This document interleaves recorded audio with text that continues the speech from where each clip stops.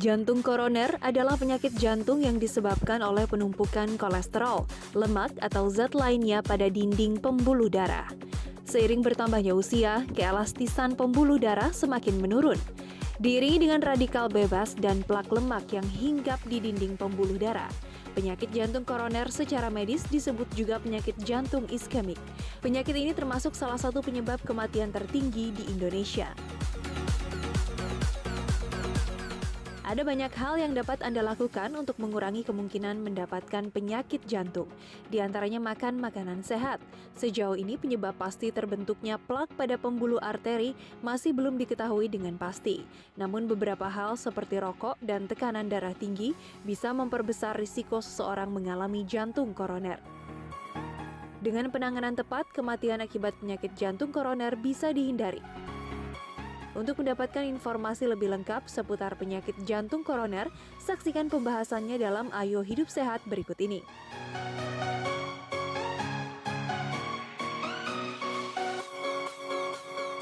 Iya, jadi penyakit jantung koroner ini bisa menyerang siapa saja ya, dan ini kayaknya terkait dengan pola hidup nih, pola makan. Iya, betul sekali. Dan kita sudah kedatangan Dr. Ade Ima. Halo dok, apa kabar? Halo, baik. Gimana kabarnya semua?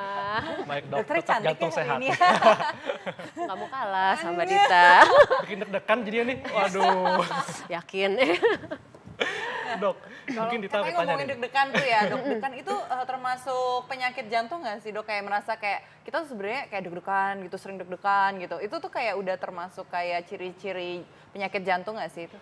Oke, tergantung sih deg-degannya kenapa. Kalau deket-deket Bang Haikal terus udah gitu deg-degan ya beda cerita ya. Oke, tapi memang kalau misalnya deg-degan itu kadang dia bisa salah satu menjadi salah satu ciri dari penyakit jantung koroner. Kenapa? Karena biasanya orang dengan penyakit jantung koroner itu dia punya kelainan irama jantung.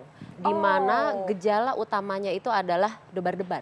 Ya, rasanya deg-degan, rasanya denyutnya cepet, atau kadang-kadang rasanya kayak ditendang dari dalam, rasanya kayak mendadak kok sesek terus denyutnya nggak beraturan, jantungnya rasanya berhenti, kadang-kadang bisa terasa seperti itu. Atau terasa sakit gitu? Atau kalau sakit kan beda ya dari debar-debar ya, orang kadang ada yang nggak sakit sih Pak, tapi nggak sakit dok, tapi saya debar-debar aja dok, rasanya nggak enak.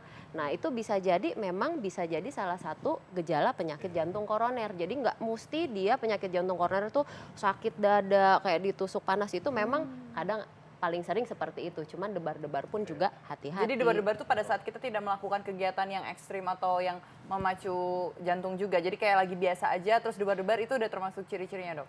Oke, jadi kalau misalnya yang paling khas kalau pada penyakit jantung koroner, dia akan makin sering timbulnya justru saat aktivitas. Kenapa? Karena jantung itu dibawa untuk lebih aktif, sehingga andaikan ada masalah di jantung, di koronernya, asupan oksigen kan akan jadi lebih sedikit. Terjadi gambaran iskemik atau kekurangan oksigen pada dinding jantung atau pada otot jantung. Sehingga menyebabkan dia ada terjadi gangguan irama jantung yang keluhannya debar-debar atau sesek saat aktivitas. Tapi kalau misalnya yang disebutkan tadi dia debar-debarnya saat diem aja, nah itu kadang-kadang justru itu adalah murni gangguan irama jantung. Itu ada juga, atau misalnya lagi jatuh cinta juga bisa. Wah, jatuh cinta deh. Aduh. Dok, ini juga kalau nyeri jantung, nyeri dada ini kan juga ciri khasnya dia lebih ke kiri dok ya. Mungkin bisa dijelaskan lebih lanjut dok. Oke, jadi sebetulnya kalau misalnya nyeri dada yang dari jantung, itu sebetulnya tuh susah untuk ditunjuk. Misalnya kita bicara serangan jantung, orang tuh ditanya nyerinya di mana, dia akan merasa di seluruh tubuh. Nah itu pada orang serangan jantung, dia nggak bisa nunjuk, terus udah gitu dia penjalarannya kemana-mana, bisa ke punggung, ke leher, ke tangan, keluar keringat dingin seperti itu. Tapi kan ada penyakit jantung koroner itu ada tingkatannya kira-kira gitu. Ada yang sekali kena langsung dia serangan jantung hebat, ada yang kenanya pelan-pelan. Nah, salah satu ciri yang dibilang tadi saat waktu kita aktivitas terus ada nyeri dada di kiri, itu memang salah satu gejala dari awal penyakit jantung koroner. Jadi kalau misalnya yang biasanya lari kuat, kok ini tiba-tiba saya lari 500 meter kok dada saya sakit ya yang sebelah kiri. Memang awalnya terasa mungkin di sebelah kiri. Kenapa? Karena jantung ada di sebelah kiri. Namun nggak luput juga kalau misalnya karena sakit jantung itu tuh sebetulnya bisa terasa di mana-mana, dia bisa di tengah, bisa di kanan, bisa di belakang. Jadi kalau misalnya memang saat aktivitas timbul sakit jantung atau rasa ditekan, rasa panas, rasa sesak, jangan ragu-ragu, harus langsung diperiksakan, harus di medical check up atau at least diperiksa lah karena untuk ini kondisi jantungnya. emergency, Dok, ya? Betul, karena jangan sampai tiba-tiba kita terkena serangan jantung. Nah, Dok, kalau misalnya fakta mitos selanjutnya nih ya, Dok ya, katanya itu kalau penyakit jantung koroner itu penyakit keturunan, itu bener atau enggak sih, Dok? Oke, kalau kita bilang penyakit keturunan itu mitos ya. Oh, mitos. Jadi, tapi orang dengan punya riwayat keluarga ada yang sakit jantung, dia mempunyai faktor resiko Yang lebih tinggi? Dibandingkan Oh, orang oke. tanpa keturunan. Ya. Kira-kira Kenapa itu, Dok? dua kali lipat. Kenapa? Karena memang dia menurunkan nasib yang sama. Maksudnya adalah pembuluh Apa darah. karena gennya? Oke, jadi kira-kira gini, kalau misalnya ibu atau ayahnya punya penyakit jantung koroner ya, kita kan harus tahu juga faktor yang diturunkan itu biasanya faktor resikonya. Misalnya ibu ayahnya ada darah tinggi, ada diabetes gitu ya. Dimana kita tahu kalau misalnya jenis pembuluh darah itu biasanya dari ibu bapak ke anak itu mirip-mirip. Misalnya ibu bapaknya kena diabetes atau darah tinggi, kemungkinan anak-anaknya pun mudah terkena diabetes atau darah tinggi. Kenapa? Karena memang mereka gennya serupa, sehingga jadi faktor resiko yang diturunkan itu menyebabkan orang dengan riwayat keluarga sakit jantung, dia mempunyai faktor resiko 2 kali lipat lebih tinggi dibandingkan orang yang tidak ada turunan sakit jantung, kira-kira seperti Nah, itu. Dok, kalau misalnya fakta mitos selanjutnya nih ya, orang yang gemuk nih ya, itu lebih beresiko untuk terserang jantung koroner atau tidak, Dok? Oh, itu fakta. Fakta. Ya. Oke. Kenapa? Karena biasanya orang yang obesitas kita sebut ya dia sedentary. Jadi maksudnya dia jarang olahraga atau gerakannya kurang. Kenapa? Dia untuk bergerak aja sulit. Apalagi yang kalau udah pecah telur ya, udah di atas 100 kilo. Maksudnya kita mau jalan aja kaki pasti sakit, ya kan? Itu kita harus turunin dulu berat badannya secara otomatis. Kalau misal berat badan sudah turun, baru dia bisa kita suruh untuk olahraga. Jadi pasti dia ada kurang gerak sehingga jantungnya kurang dilatih. Yang kedua, kemungkinan orang gemuk itu kadar kolesterolnya tinggi ataupun dia gulanya tinggi, ya. Nah, jadi biasanya pola hidupnya itu yang membuat dia jadi mudah terkena serangan jantung. Kita lihat tadi makanan tersebut ini mudah diperoleh, Dok ya. Ada brokoli, asparagus, ada tomat, alpukat, dan ini tinggi serat dan juga omega 3. Nah, ini bagaimana, Dok? Apakah makanan ini tentunya semakin bisa menurunkan risiko penyakit jantung koroner? Iya, jadi kalau misalnya makanan yang tadi disebut ya, itu memang bagus sekali. Mereka tinggi untuk antioksidannya, di mana dia akan mencegah penyakit jantung koroner.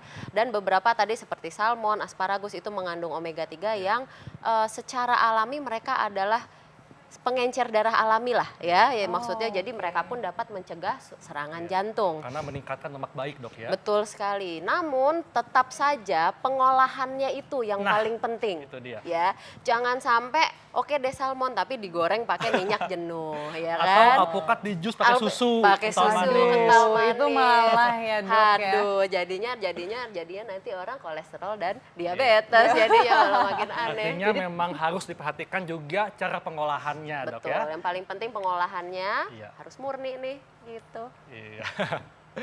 Nah, fakta mitos selanjutnya nih ya, Dok ya. Katanya kalau starangan tuh sering berkeringat itu tandanya tuh penyakit jantung. Itu fakta tuh mitos nih, Dok? Mau dapat duit itu. Wah, katanya. Oh, gatel. Iya deh, mau deh. Oke, itu mitos. Oh, oke. Dan itu memang sering sekali orang konsul karena aduh saya berkeringat, tangan kaki suka berkeringat, apalagi kalau stres dan lain-lain. Oke, jadi itu sebetulnya mitos. Kalau misalnya faktanya adalah kalau misalnya orang dengan sakit jantung dia keringatnya itu adalah seluruh tubuh. misalnya orang serangan jantung, dia akan terkena keringat di seluruh tubuh, keluar basah kuyup gitu ya saat ada nyeri dada juga. Namun kalau misalnya hanya di tangan, di telapak kaki itu kita sering temukan dia memang hanya kebanyakan kelenjar keringat aja di tangan dan kaki, kita sebut namanya hiperhidrosis palmaris. Itu memang paling sering orang sangka dia sakit jantung, padahal sebenarnya enggak, hanya kelebihan kelenjar aja.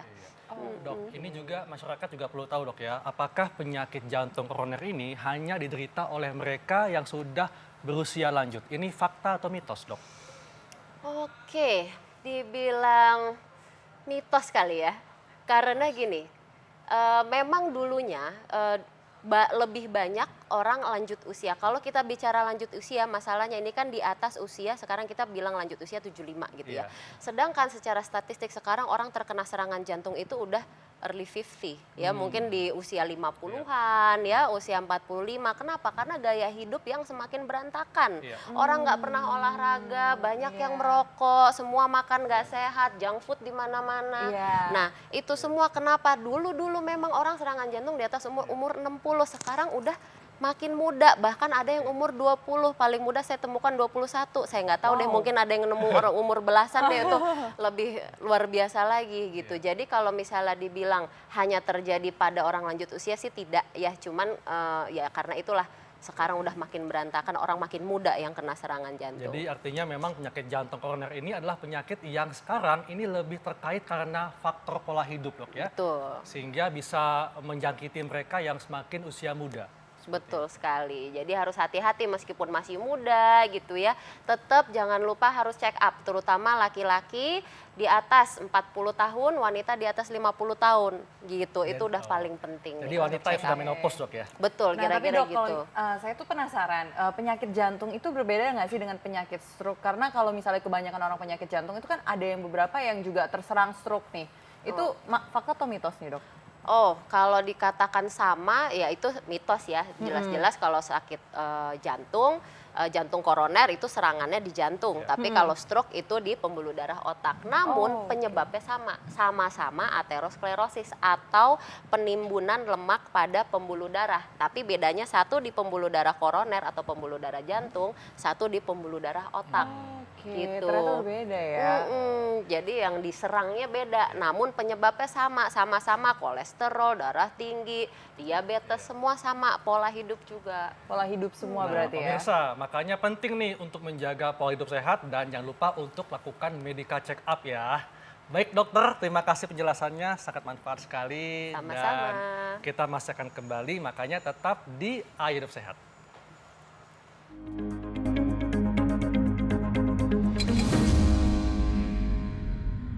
Ya pemirsa, kita masih di Ayo Hidup Sehat. Nah tadi kita sudah membahas tentang mangga nih ya. Mangga itu ternyata tuh baik dan harus sesuai porsinya ya dok ya tentunya. Nggak boleh berlebih karena itu dapat menyebabkan diabetes karena kadar gulanya yang terlalu tinggi untuk mangga yang terlalu manis. Jadi pilih yang mengkel ya? Iya, pilih yang mengkel, yang mateng aja, nggak perlu manis-manis ya. Nah kalau misalnya kita tadi juga membahas tentang penyakit jantung koroner, ternyata itu tidak menyerang untuk yang lanjut usia ya. Tapi jadi bisa usia muda ya? Karena aku taunya kan cuma orang tua doang nih ya. Dan ternyata tuh anak-anak muda tuh ternyata tadi ada umur 20-an ya terserang ya. Makanya sangat penting untuk menjaga pola hidup sehat. Iya, Dan betul. saatnya kami pamit ya, jangan lupa untuk bisa baca resume kami di viva.co.id. Saya Dr. Haikal. Saya Dita Fakrana. Indonesia, Ayo Hidup Ayo Hidup Sehat. Sehat.